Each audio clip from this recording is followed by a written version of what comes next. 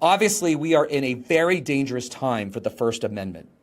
in this country, free speech as a whole. What makes you hopeful in this moment that we can defeat this? And what should average, everyday people do to make a difference? Well, I do see some hope here, and it's not just that the First Amendment has traditionally been embraced by both conservative intellectuals,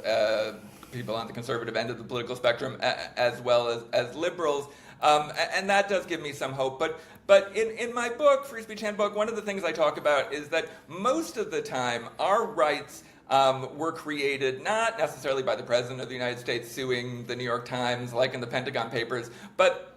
by individuals who take small stands of conscience and had no idea that they would end up defining rights for the whole nation. So we have Mary Beth Tinker, a 14-year-old middle school student during the Vietnam War in Iowa, who wears a black armband to protest casualties on both sides of the war, both Americans and Vietnamese, which was considered a very radical notion in that time in the war, when the war was still basically popular. And she talks about how she had this small moment of courage, and then she gets sent to the principal's office, and they told her to take off the armband, and she did. But that small moment of courage and the fact that she capitulated under this pressure in that moment didn't take away the fact that we have student speech rights, that students don't give up their right to free speech as they pass through the courthouse gates, as it says in the Tinker decision,